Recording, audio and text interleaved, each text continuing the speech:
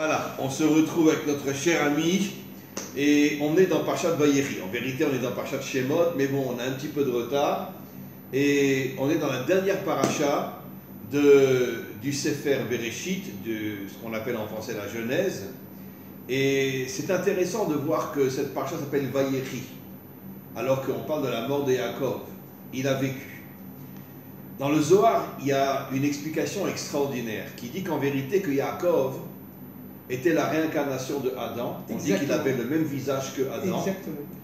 Et il a commencé à réparer la faute de Adam. Adam, comme on le sait, a amené la mort dans le monde. Et c'est pour ça que la dernière paracha s'appelle Vayechi, qui correspond à Etz HaChaim, l'arbre de la vie, pour nous faire comprendre qu'en vérité que Yaakov, toute sa vie, il a vécu pour essayer d'amener la vie dans le monde.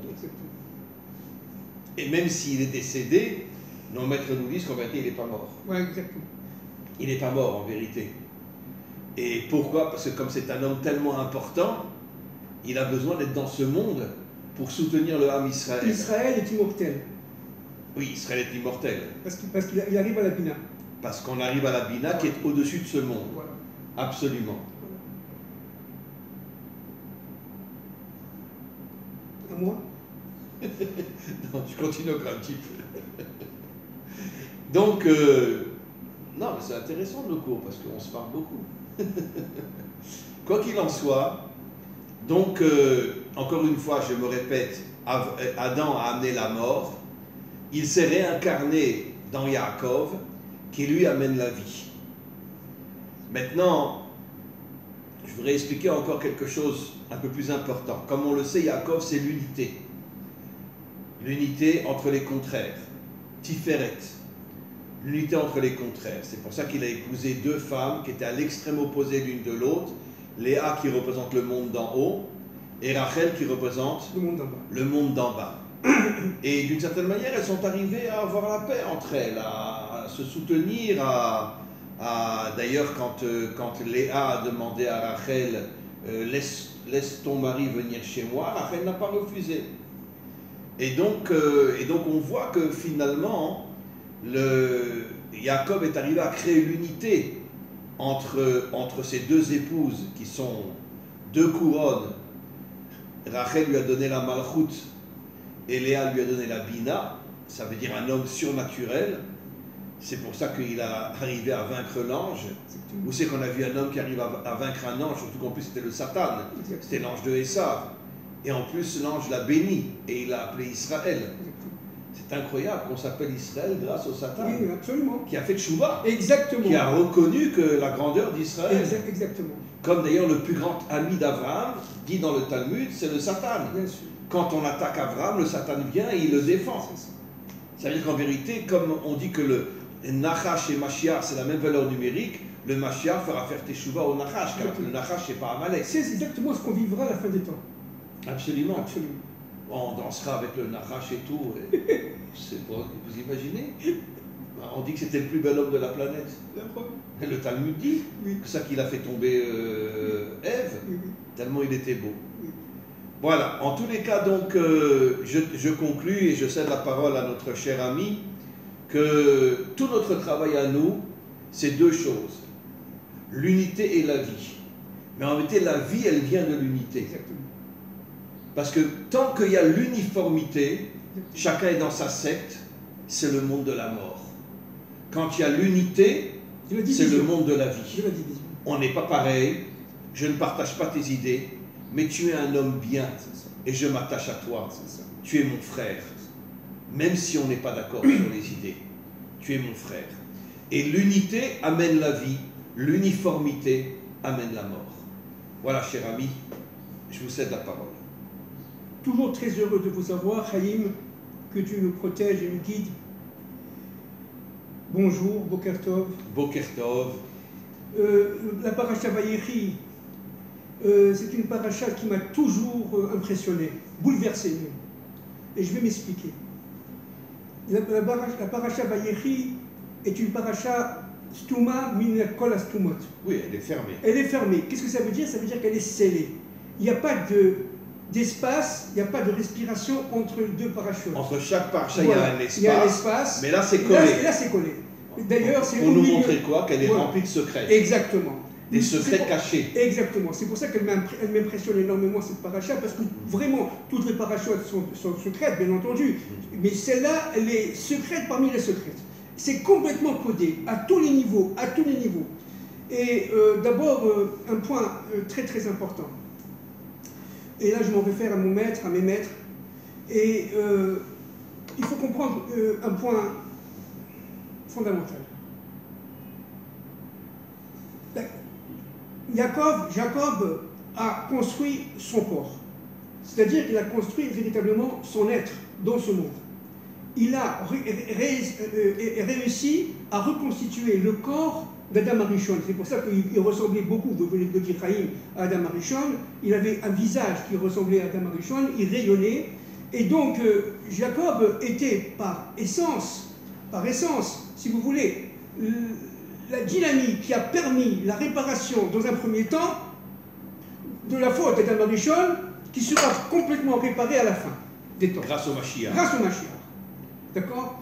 Maintenant, ce qui m'impressionne dans cette paracha, et là je me réfère d'abord à mon maître Manitou, dans son livre Kimitzion, note sur la paracha, Fondation Manitou, notre maître Rav Yehuda Léon Ashkenazi. Je vais lire et je vais essayer de commenter quelque peu autant que possible. Cela doit être mis en évidence, dit-il, dans cette paracha Vayechi. La parole de Dieu est occultée lorsque Israël est coupé de la terre des Hébreux. Bien sûr.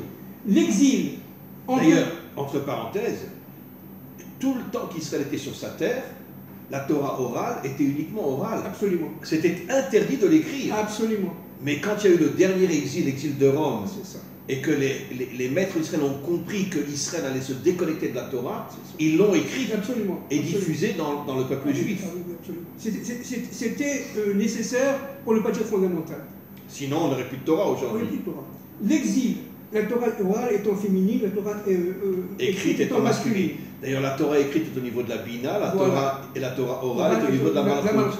L'union entre Léa et Rachel. Exactement. Les deux couronnes. Exactement. Alors, je continue.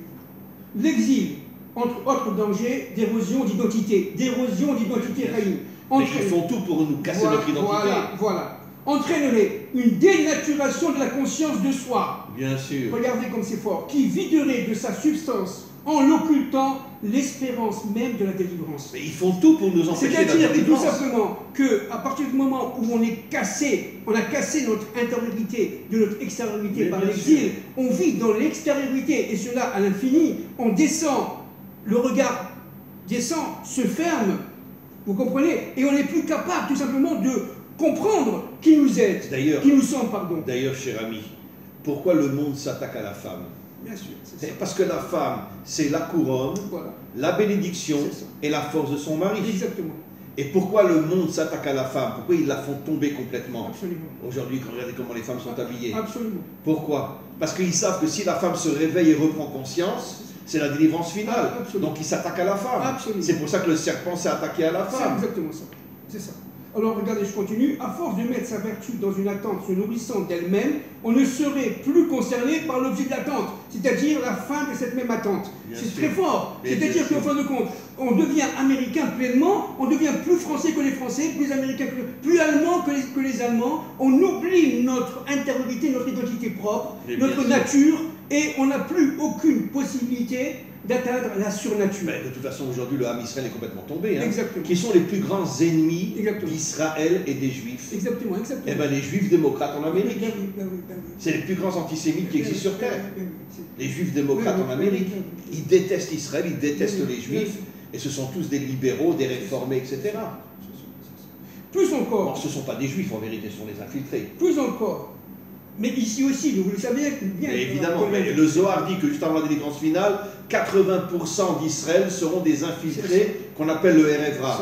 C'est ça. Alors plus encore, cette occultation de la parole de Dieu est corollaire de l'exil de la Shrina.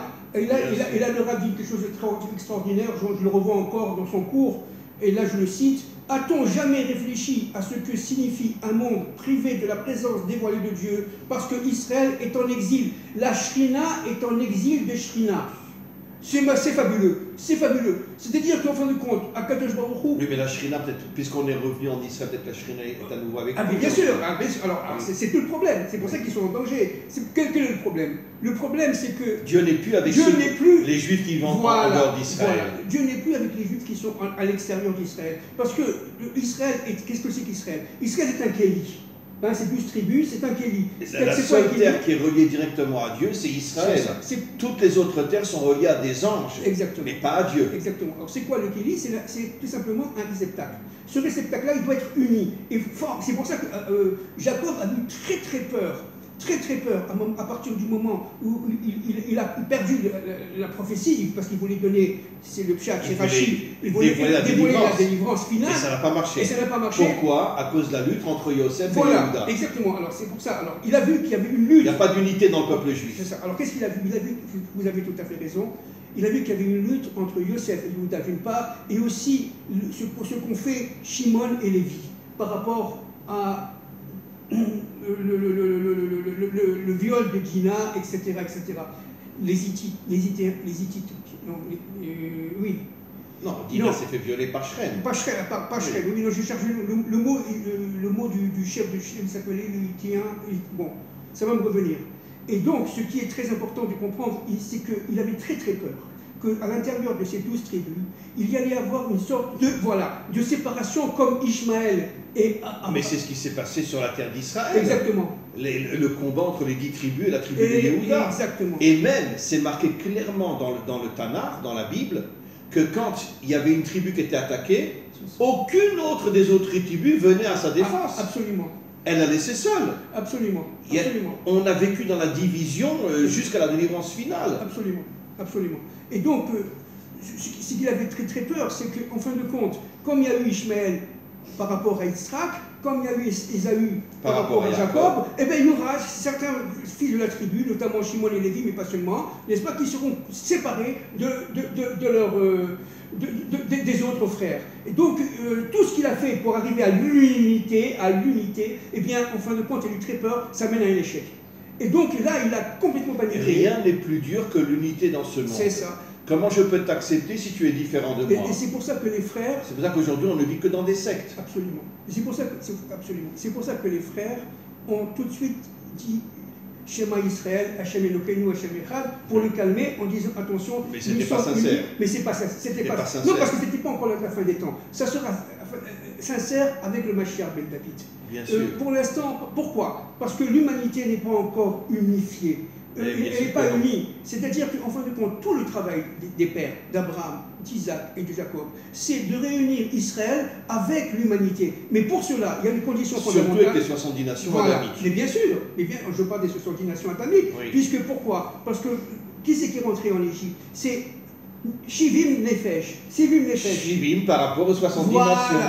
Shivim par rapport aux 70 nations. En Parashat Shemot, 70 personnes sont descendues en Égypte, de la famille de Jacob, qui fait allusion aux 70 nations adamiques, parce que Israël n'est que l'échantillon des 70 nations adamiques. C'est un microcosme de l'universel. Absolument. Je parle évidemment des 70 nations adamiques, bien entendu. Maintenant, regardez, on ne dit pas Nefashot, on dit Nefesh. Ça veut dire que c'était une seule âme. C'était une âme. C'est-à-dire mais pour cela, il faut la reconstituer. Et pour la reconstituer, il faut que chacun soit à sa place. Et ça a été la bénédiction de Jacob. Qu'est-ce que c'est que... Donnez-moi quelques minutes, Chaim, de concentration pour que j'essaie de comprendre et d'expliquer ce qu'est la bénédiction. La bénédiction, c'est d'abord un point fondamental. C'est le tzaddik, le vrai tzaddik, le tzaddik amiti, le véritable tzaddik, qui est le Gadol Hador, qui est capable de pénétrer l'intériorité de chacun d'entre nous, de voir qui on est à l'intérieur de chacun d'entre nous, et d'allumer la flamme qui est à l'intérieur de nous. De laquelle on est déconnecté. De laquelle on est complètement déconnecté. 100% des Juifs sont aujourd'hui déconnectés de leur intériorité. C'est ça. Alors qu'est-ce que c'est que la bénédiction? C'est en fin de compte l'allumage de cette flamme. C'est le fait de féconder l'âme. Vous voyez, je ne sais pas si ça peut se dire. On va féconder l'âme. De la refaire revivre. Et de se connecter à elle. De se connecter à elle. Mais évidemment, pour la Neshama qui est la Bina. Absolument. Aujourd'hui, personne n'est connecté à la Bina. Absolument. On a le Nefesh, on a le Rouar, mais la Bina, il y a que dans chaque génération, il y a peut-être un Gadolador qui est connecté à la Bina. Oui, tout ça c'est évidemment pour le bien.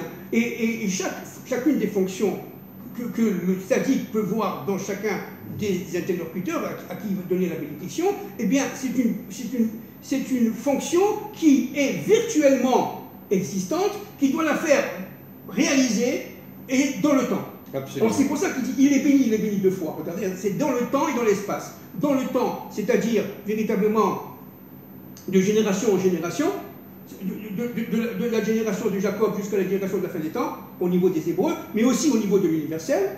Bien sûr. D'accord. Et c'est pour ça qu'on dit qu'Israël, c'est hors la goïm. Exactement. On ne garde pas la lumière pour nous, voilà. On la diffuse chez les nations. Exactement. C'est ça. On n'a pas été créé pour rester dans notre ego. C'est ça. On a été créé pour aider les nations à se connecter à Dieu. C'est ça le but d'Israël. C'est de allumer la lumière. L'unité des nations.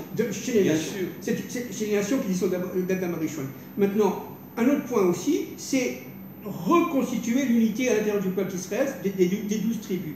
Bon, évidemment. Ça, c'est pas évident. Ça, c'est pas évident. C'est pour ça que. Il a eu très peur, entre parenthèses. C'est plus facile aujourd'hui de se connecter à un Ben Adam que de se connecter à un juif. Oui, c'est très difficile parce que tout simplement, les fonctions ne sont pas encore une fois reconnues. Et ça va être reconnu par le Mashiach.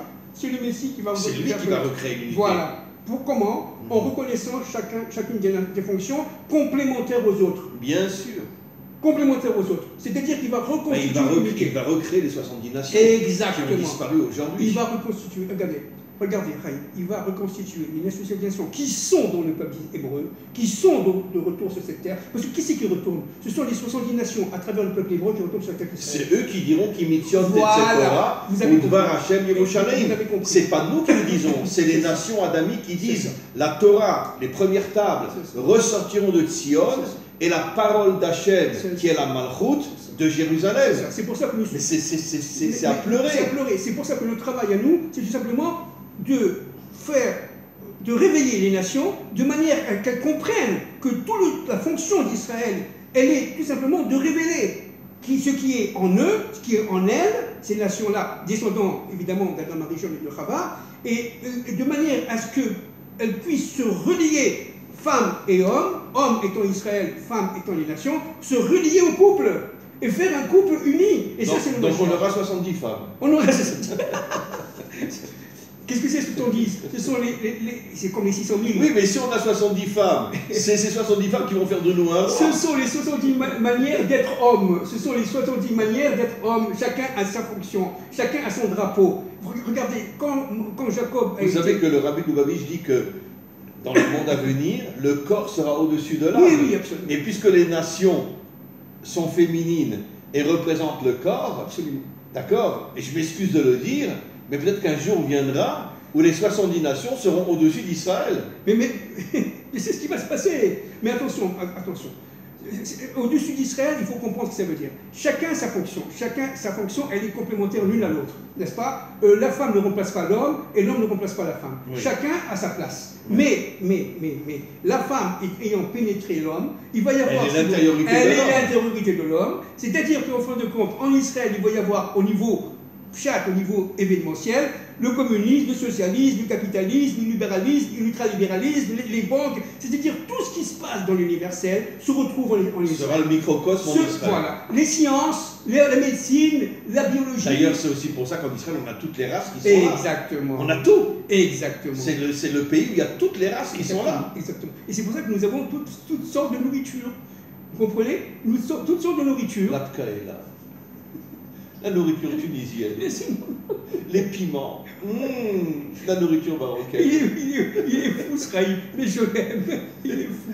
Les piments, je peux pas manger sans piment, moi.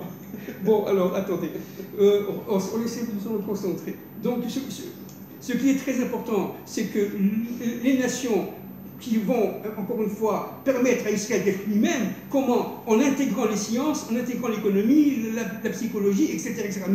Mais avec Hachem. La différence, c'est que... C'est-à-dire qu'en fin de compte... C'est lui qui nous donnera la vraie sagesse. Voilà. La sagesse authentique qui nous permettra de reconstruire ce monde. C'est ça. Et pas le reconstruire de manière spirituelle, le reconstruire de manière matérielle, l'union entre le monde d'en haut et le monde d'en bas. Alors qu'est-ce que c'est que l'Égypte? Maintenant on a compris, c'est l'extériorité. C'est l'extériorité. C'est les limites. Les limites, exactement. Les limites de ce monde. C'est pour ça que le Zohar dit que les 4 exils sont appelés Mitzrayim. Absolument. Les limites. Absolument. C'est l'extériorité qui se déconnecte de l'intériorité. Bah, c'est le cas aujourd'hui. Hein. Oui, absolument. Trouvez-moi un juif ou un homme adamique qui est connecté à son intériorité aujourd'hui. Bon, un petit peu. Mais la vraie connexion à l'intériorité, c'est très très difficile aujourd'hui. C'est ça. À part les Gdoléadors, comme le Rabbi Lubavitch, comme Rabbi Nachman de Breslev, comme Rav Kanievski, qui eux étaient connectés à l'intériorité. Mais il y en a un par génération. Absolument, absolument, absolument. Alors regardez, permettez-moi de donner une autre citation. C'est d'un de mes amis que j'aime beaucoup, monsieur le Rav Yoel Benarouche, dans son livre Les clés du jardin, Bereshit, Genèse, Bereshit, page 61-63. Voilà ce que disait il y a quelques années, le Rav Benarouche, Yoel Benarouche, parce que, je cite, parce que Jacob choisit de vivre en pays d'Égypte, alors les jours d'Israël s'approchèrent de la mort. De la mort, bien évidemment, et l'esclavage. Vous voyez? C'est la mort. Mais ça s'est passé par graduation, par degré. Yerida, les Tzorer Aliyah. Vous savez ce que disent On descend en Égypte pour après arriver sur la terre d'Israël. On descend dans la Shoah pour 3 ans après revenir sur notre terre. Regardez, les maîtres du secret, à partir de Rachi citant les maîtres du secret, les maîtres des secrets, disent la chose suivante. Joseph a vécu 110 ans, d'accord? Oui. Il a été enterré à 110 ans, etc. Bien. Mais il a vécu 71 ans avec son père. Ça veut dire que son père était évolué. Non, 71 ans. Attendez. 17 ans. 17 ans et 54. 54. Mais non, il n'a vécu que 17 ans en Égypte. Non. Yaakov n'a vécu que 17 ans. Il a retrouvé son père 17 ans. 17 et 17, 34. Non, bien sûr. Alors, oui. C'est ce que dit le Balatourim. Il n'a vécu que 34 ans avec son père. Alors, excusez-moi, moi, c'est pas ce que j'ai étudié, c'est pas ce que j'ai compris. Il a vécu 54 ans avec alors, peut-être que je me trompe. Peut-être que je me trompe. Il a vécu combien avec son père? 34 ans, dit le Balatourim. Moi, j'ai et 34, dit le Balatourim. 30, c'est la Malchut. 4, c'est les 4 divins. Moi, j'ai le chiffre 54. Bon, écoutez, mes sources ne sont pas les vôtres. Bon, c'est pas grave.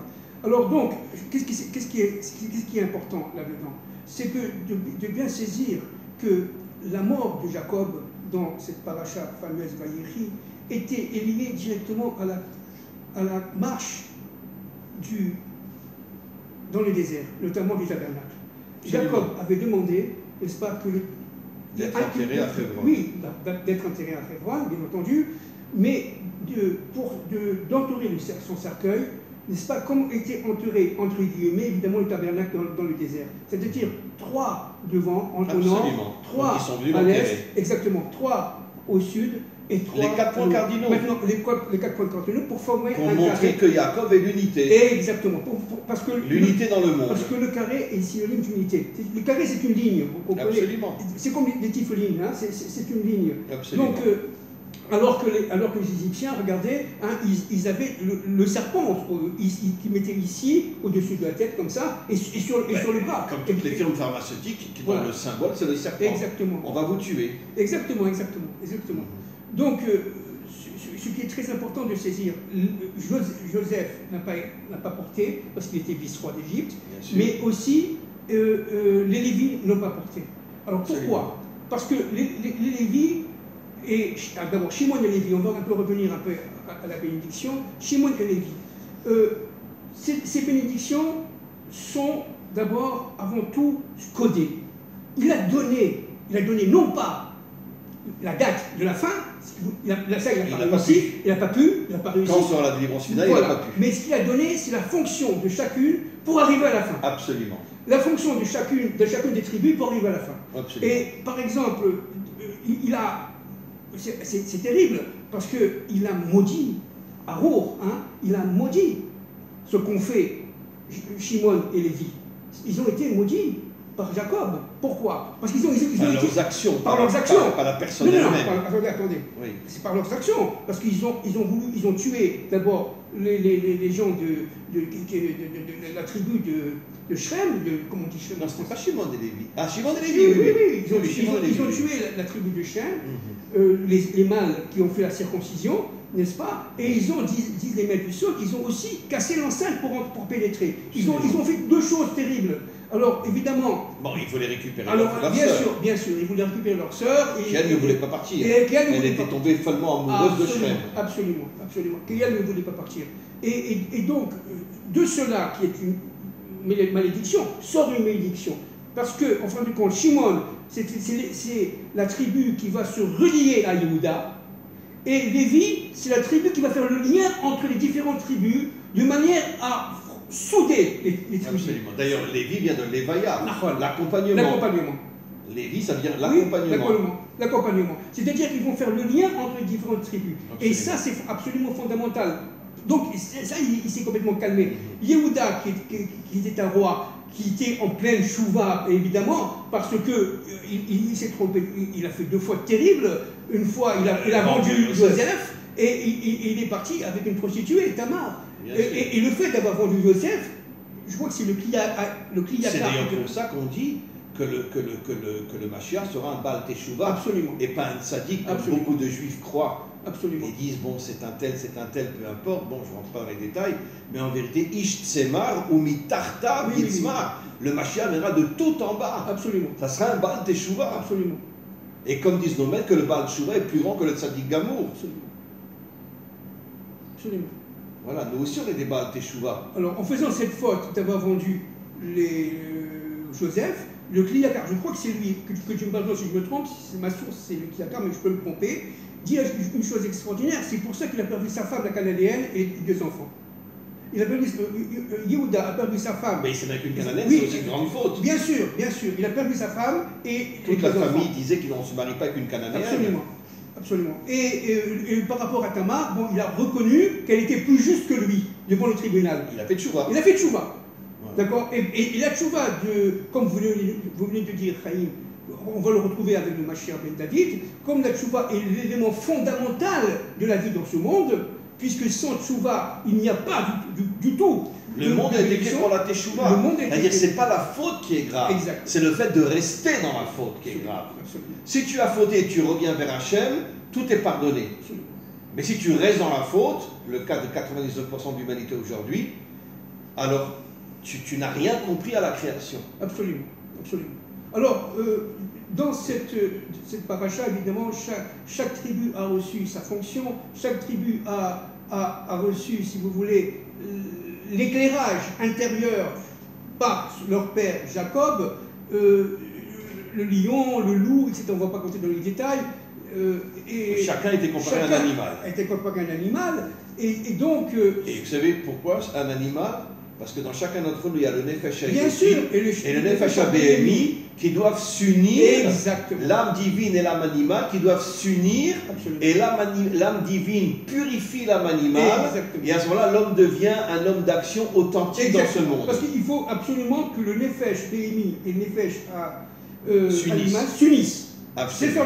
Le monde d'en haut avec le monde d'en bas. C'est ça, le monde d'en haut avec le monde d'en bas. Et ça a été la fonction secrète des patriarches. D'ailleurs, BMA, pour valeur numérique 52, qui est la valeur numérique de Eliaou. Absolument. Eliaou, il est monté dans le Gan Eden avec son corps. Absolument. Il est arrivé à unir le monde d'en haut avec le monde d'en bas. Absolument, absolument.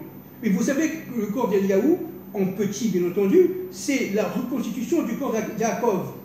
Yaakov Avinu, qui est le corps parfait grâce à Tiferet, l'union des contraires, c'est relié au Yesod, c'est-à-dire à Joseph, pour pouvoir enfanter le Mashiach. Et les Todos Yaakov, Yosef. Exactement. Il y a le lien entre Tiferet et Yesod. Exactement. Quand tu es dans l'unité, tu es dans la propreté sexuelle aussi. C'est exactement ça. C'est pour ça qu'Eliolavi ne supportait pas, évidemment, la débauche sexuelle. Il ne supportait pas. Parce que tout simplement, la débauche sexuelle mène à la mort. Nos maîtres nous disent que c'est la plus grave de toutes les choses, c'est la débauche. Absolument. Et ils expliquent pourquoi. Absolument. Parce que qu'est-ce que c'est la débauche? Je fais croire à ma femme que je l'aime, mais derrière son dos, je la trompe. C'est ça. Ça veut dire qu'en vérité, ce que disent nos maîtres, ce monde s'appelle Alma Deshikra, le monde du mensonge. Exactement. La plus grande faute, c'est le mensonge. Absolument. Et un homme ment à sa femme, lui fait croire, oh mon amour, combien je t'aime, Et derrière son dos, qu'est-ce qu'il ne fait pas? Oui, mais en faisant ça, il détruit tout. Il détruit tout. Tout. Y compris son intégrité. Ça veut dire que, tout simplement, il est mort. Il est mort. Complètement. Et 99% des hommes sur Terre sont tous des morts. Absolument. Parce qu'ils sont déconnectés de leur intériorité. Exactement. Exactement. Mais bien sûr. Exactement. Alors je continue. Rachi, dit le Rav Yoel Ben Arouche, Rachi rapporte également le Midrash qui justifie cette appellation par rapport à la mort de Jacob. Après lui, les yeux et le cœur d'Israël se sont fermés, se sont scellés. Oui. L'exil a réussi sa Et fonction. ça a commencé l'exil. Voilà, l'exil a réussi sa fonction, faire perdre son identité au peuple. Ça, c'est terrible. Les 80% ne sont pas sortis. Ça, c'est 80% ont perdu leur identité. Alors, ils préféraient être égyptiens. Et alors, voilà, alors, il faut comprendre un point, encore une fois, très important. Au début, l'exil est agréable. Évidemment, c'est un piège. Bah, si on est à Miami ou Voilà, à Manhattan, voilà. c'est très agréable. C'est très agréable, Oui. pour une raison très simple. C'est qu'en fin de compte, on nourrit Los notre, Angeles. on nourrit notre nefesh à BMI. Bien Comprenez? sûr. Donc, ça veut dire que de plus en plus, notre nefesh à BMI animal est surdimensionné et notre nefesh à Eloki Eloki diminue. On se déconnecte On du se nefesh Eloki. déconnecte de Dieu. Et à Absolument. partir de ce moment-là, on se sent tout simplement français, suisse, je ne sais pas quoi. Et ça, c'est très très grave. Pourquoi? Bon, bien que le rabbi dit que la délivrance viendra de France. Oui, D'accord. on est d'accord. On est d'accord, on va pas Vous avez répéter. trouvé votre âme? Non, je crois que le Massias sera ou marocain ou tunisien. Alors, bon, alors j'essaie de continuer. Alors, ce qui est très important, c'est que la Neshama doit intégrer l'âme élokite et l'âme animale, Les unir. les unir. L'union des contraires. C'est l'union des contraires. Comme l'union entre l'âme et le corps. C'est exactement ce qu'a fait Jacob. C'est exactement ce qu'a fait Mais Jacob. bien sûr. Et Rachel, c'est le corps, Voilà. et Léa, c'est l'âme. Voilà. L'union entre le corps et l'âme. Voilà, alors je finis la citation. L'espérance même d'une délivrance possible leur devient, elle aussi, complètement étrangère. Bien sûr. Ce qu'on m'a dit notre maître Manitou de mémoire bénie. C'est-à-dire qu'en fin de compte, si on va demander aujourd'hui à un juif américain de faire son aliyah, il nous regardera s'il est assimilé, si son effet HBMI est surdimensionné, il nous regardera de 2 euros. Bah, en et disant, surtout qu'il gagne une fortune là-bas en voilà, Amérique. il comprendra Et ici, pas. il gagnera 100 fois moins. C'est ça. Enfin, pas tous, mais enfin. Bon, sauf s'il continue à travailler en Amérique. Attention, je précise quand même en tant qu'économiste qu'il y a beaucoup de pauvres en Amérique. Hein. Il y a beaucoup de pauvres en Amérique. De juifs pauvres aussi. Non, bien sûr. Il y a beaucoup de juifs qui ont beaucoup de mal, des anciens fonctionnaires, etc., à survivre. Il ne faut pas exagérer partout. Mais c'est vrai qu'il y a une élite américaine d'origine juive qui, elle, qui est très riche ou très aisée, qui n'a pas la capacité et la volonté de sortir d'Égypte. Et c'est ce qui s'est passé il y a 3500 ans avec Moshe, avec Moïse. Vous savez combien de jeunes Français sont partis à Londres dans la finance? Ça ne m'étonne pas. Inimaginable. Il y a aujourd'hui à Londres des milliers de Français qui ont quitté, des Juifs je parle, hein, qui ont quitté pour aller dans la finance à Londres. Oui, mais la plupart de ma famille, de mes neveux, sont aujourd'hui en Londres, en Suisse, etc. Parce que là-bas, ils sont dans la finance, ils peuvent gagner beaucoup d'argent. C'est-à-dire qu'on est là dans le monde, animal qui est surdimensionné, on l'a dit tout à l'heure. Et ça, c'est ça le grand danger. Parce que plus l'animal est dimensionné, et moins on voit. Moins on voit, moins c'est clair. Moins c'est clair, plus c'est normal. On est dans le monde, il est normal aujourd'hui d'être à New York, il est normal de... C'est pour ça qu'Israël est l'échantillon du monde entier, pour nous faire comprendre que les chutes d'Israël, c'est en vérité le microcosme des chutes de l'humanité tout entière. C'est exactement ça. Parce qu'il n'y a pas que nous qui tombons, tout le monde tombe. C'est exactement ça. Exactement. Et donc, pour continuer là, un point très important, je vais utiliser, avec votre accord, ici, j'ai mon livre, bon, je n'aime pas tellement le citer, pour ceux qui sont intéressés, hein, c'est Au-delà de la nuit, n'est-ce pas, la déchirure du voile à travers la dynamique de la délivrance finale. Si vous voulez vous le procurer, vraiment vous le voulez avec plaisir, il faut rentrer dans mon site tsouri.com, souris.com. Et là, à la page 133. Alors je vais essayer de lire une citation d'abord de la Torah et j'essaie d'expliquer. Page 133 en bas, avec votre accord, Chaim. Les funérailles de notre père Jacob. Joseph monta pour ensevelir son père. Tout monta, entre parenthèses, monta. Oui, parce que monta. La terre d'Israël est considérée comme la terre la plus haute du monde. Voilà. Joseph monta pour ensevelir son père, tous les serviteurs du Pharaon, anciens de sa maison, et tous les anciens du pays d'Égypte montèrent avec lui, ainsi que la maison de Joseph. Oui, pour ne pas qu'il reste en Israël. Exactement. En fait, l'intention, c'était de les ramener en Égypte. Exactement. Et vous savez ce qui s'est passé à ce moment-là? Oui. Il y a eu la guerre contre l'armée d'Ésaü. Bien sûr. D'accord? Parce qu'Ésaü voulait la place. Bien sûr. Il voulait la place de Jacob. Bien Or, il n'y a que 4 places, Kiryat Arba. Hein? Il n'y a que 4 places. Bien sûr. Vous comprenez? Donc, à partir de Et je crois que c'est, comment il s'appelle, un fils de Dan qui lui a coupé la tête. Oui, non, et sa tête, elle a roulé dans les bras de Yitzhak. Absolument. Je crois qu'il était sourd, mais je ne suis pas tellement sûr. Il avait un grand bâton. Il a tapé très fort sur la tête d'Ésaü. Sa tête a roulé sur Elle est tombée dans les bras de Yitzhak, son père. Exactement. Alors, donc il y a eu des combats terribles. Il y a eu même des combats contre les Cananéens de l'époque, n'est-ce pas? Et même les Ishmaélites. Il y a eu des combats. Ça ne s'est pas fait comme ça. D'accord? Donc l'armée égyptienne, certes, elle était gardienne, très forte, mais gardienne des Hébreux qui devaient revenir en Égypte, d'accord? Mais surtout, elles ont permis de gagner les combats contre Ésaü. C'est intéressant. Les Égyptiens qui ne sont pas juifs, ils ont, comprenez, ils ne sont pas hébraïques. Parce que Yosef était à la tête de l'armée égyptienne. Bien sûr. Mais au niveau du secret, à la fin des temps, ce sont les goïms, ce sont les nations qui seront dans l'armée du Mashiach.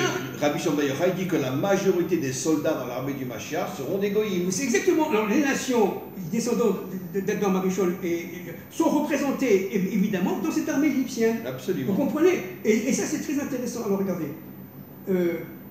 Tous les anciens des pays d'Égypte montèrent avec lui, ainsi que toute la maison de Joseph, ses frères et la maison de son père, leurs enfants seuls avec leur menu bétail, restèrent dans la proximité de Goshen. Montèrent également avec lui des chars, des cavaliers, on l'a dit, le convoi fut très considérable. Bon, parvenu jusqu'à la grange d'Épines, ça c'est très intéressant, c'est ça que je vais commenter, au-delà du Jourdain, ils y tinrent de grandes et solennelles funérailles et il célébra pour son père un deuil de 7 jours. Le Cananéen vit ce deuil de la grange d'Épines. Voilà un grand deuil pour l'Égypte. Alors c'est très intéressant. Pourquoi un grand deuil pour l'Égypte? Parce que il y a beaucoup de commentaires là-dessus. Parce que grâce à Yaakov, il n'y a pas eu 7 ans de famine, il n'y a eu que 2 ans de famine. Absolument. Grâce à Yaakov, donc ils avaient une reconnaissance énorme pour Yaakov. Il devait y avoir 7 ans de famine, il n'y a eu que 2 ans de famine. Absolument. Quand Yaakov est arrivé en Égypte. Oui, absolument. Oui, mais pourquoi il y a marqué, Chaim, voilà un grand deuil pour l'Égypte? Pour l'Égypte, pas pour les Hébreux, pour l'Égypte. Qu'est-ce qui s'est passé? Alors évidemment, mais ils reconnaissaient la grandeur de Yaakov. Oh oui, alors ça c'est une première idée qui est tout à fait juste à 100%. Mais il y a une autre idée qui est intéressante que j'ai trouvée dans un commentaire dans le livre des Limoulk de la semaine passée, qui est vraiment qui vaut son pesant d'or. En fin de compte, les sorciers, les devins égyptiens, toute idolâtrie égyptienne a compris qu'en fin de compte, l'Égypte allait tomber à cause des Hébreux. Bien sûr. C'est-à-dire qu'ils ont compris qu'en fin de compte, ils allaient recevoir les diplés. Et c'est pour ça qu'ils ont fait 40 jours de deuil. Vous voyez, 40 jours de deuil. 40 étant lié évidemment. Pour être protégé peut-être des diplés. Voilà. On se colle à Yaakov. Exactement. Voilà. C'est exactement ça. Voilà, alors, c'est exactement ça. Alors, il célébra pour le Cananéen vit ce deuil de la grange d'Épines. Voilà un grand deuil pour l'Égypte. C'est pourquoi on proclama son nom, ça c'est très intéressant, c'est ça que je vais essayer d'expliquer, Abel Mitzraïm. Et elle est située de l'autre côté du Jourdain. C'est évidemment la paracha Vayechi, Genèse, Bereshit, chapitre 30, versets 1 à 12. Alors pourquoi c'est très intéressant? Parce que Abel, ça rejoint Abel et Caïn. Bien sûr. Mais la différence, c'est que dans Abel, c'était écrit avec un « et ». Tandis qu'ici, c'est écrit avec un aleph. C'est-à-dire que tout le chemin de Jacob a été, en utilisant le « et » de Abel, qui a été déstructuré déstructuré par la faute d'Adam Arishon, déconnecté du monde d'en bas, de reprendre le Aleph, qui est l'unité entre le monde d'en haut et le monde d'en bas. C'est-à-dire qu'en fin de compte, le code absolument extraordinaire ici de la Torah, c'est que Jacob a réussi sa mission. L'unité. L'unité. Vous voyez? Même avec les Égyptiens. Voilà, c'est pour ça, c'est Mizraïm. C'est ça qui est très intéressant, c'est-à-dire que c'est l'unité de l'universel. Il a réussi non seulement l'unité avec ses enfants, mais l'unité avec l'universel. Bien sûr. C'est-à-dire qu'en fin de compte, ces funérailles ont été, encore plus que ça, ça a été les funérailles du serpent. Pourquoi du serpent? Alors, parce que, du mauvais côté, du Nefesh Abéhémi. Ah, de ceux qui ont attaqué. Voilà. Voilà, les funérailles de ceux qui ont attaqué. Et c'est les funérailles de tous les gens et tous les élites qui vont nous attaquer jusqu'à aujourd'hui, jusqu'à l'arrivée du Mashiach. Mais la guerre de Gog, voilà. C'est marqué clairement dans le Zohar que 70 nations qui ne sont pas adamiques vont attaquer Israël. Exactement. Et ça, c'est très intéressant. Parce que, en fin de compte, grâce au fait que Jacob a réussi à passer du « et » parce que Yud et Vav et, le Yud est en haut évidemment, le et c'est la Bina, le Vav c'est l'union entre la Bina et la Malchut, c'est Tiferet, n'est-ce pas? Et vous avez aussi le et de la Malchut qui est déconnecté du et de la Bina. Voilà, il a fallu reconnecter le et de la Bina et le et de la Malchut. Absolument. D'accord? Il fallait reconnecter ces deux et là. Et à partir de ce moment-là, il fallait quoi? Il fallait Jacob qui est lié au Vav. Vous comprenez? Tiferet, l'unité. C'est pour ça que c'est lié à la poitrine. Et où est le cœur? Il est au centre de la poitrine.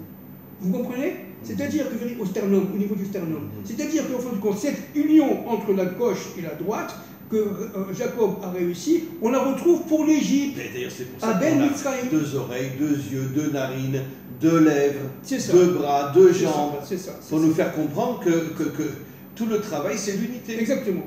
C'est ça. C'est ça. Tout le travail de l'histoire, c'est de passer de l'obscurité à la lumière. Et progressivement, arriver à faire en sorte que le Nefesh Abéhémi et le Nefesh Haïloki puissent s'unissent. D'ailleurs, nos maîtres disent dans le Talmud que toute l'histoire humaine, c'est l'obscurité. C'est ça, c'est ça. Même s'il y a un beau soleil aujourd'hui, c'est l'obscurité. Ça veut dire quoi l'obscurité? On est déconnecté de notre intériorité. C'est ça, c'est ça. Alors regardez la page 134, pour finir. La dynamique de l'histoire repose, on le sait, avais-je écrit à l'époque, sur un processus mutatoire passant de l'obscurité à la lumière. La lettre réalisatrice E étant nécessaire à l'aboutissement du projet divin, du projet directeur, représenté par la lettre Aleph. Aleph, absolument. Israël, microcosme de l'universel, devait traverser en toute maturation le vécu civilisationnel afin de tracer la voie de la libération d'une humanité aveuglée par un événementiel exacerbé, obscurcissant et sclérosant, source de désespoir. C'est ce qu'on vit aujourd'hui. C'est ce qu'on vit absolument aujourd'hui. Aujourd'hui, c'est la catastrophe. C'est de la folie. Aujourd'hui, on n'est jamais autant tombé qu'aujourd'hui. Et bien sûr, on est infiltré, tous les peuples sont infiltrés. Le peuple, comme je l'ai déjà dit 1000 fois, le peuple le plus infiltré, c'est le peuple d'Israël. Et ils veulent casser l'identité des peuples. Absolument. De manière à nous transformer en esclaves, on ne sait plus qui on est, on ne sait plus d'où on vient, et on sera au service des grandes puissances. Alors, les Rachamim disent, alors qu'est-ce que c'est que l'Égypte? Mais si, encore quelques minutes. Les Rachamim disent, qu'est-ce que c'est que l'Égypte? C'est Mitzrayim. C'est quoi Mitzrayim? C'est les limites. Mais ça veut dire quoi aussi? C'est la femme porteuse. C'est la femme porteuse. Elle va porter ce bébé qui sera évidemment sorti par des plaies, par une césarienne, j'allais dire, n'est-ce pas, dans des douleurs incroyables. Et donc, c'est la mère porteuse. La guerre de Gog. C'est la guerre de Gog qui va enfanter le Mashiach. C'est exactement ça. Bravo. C'est exactement ça. C'est la mère, c'est la guerre de Gog qui va enfanter le Mashiach. Le Mashiach va se dévoiler pendant la guerre de Gog. Exactement. D'où les douleurs d'accouchement. D'où les douleurs que nous sommes en train de vivre maintenant. Ah oui. Et ce n'est que le début. Ce n'est que le début, malheureusement. Je pense que d'ici quelques années, on aura le Shabbat, on aura quelques miettes de pain sur la table. Oh, quelques mois même. Quelques mois. Voilà. Magnifique. Merci beaucoup, beaucoup, beaucoup.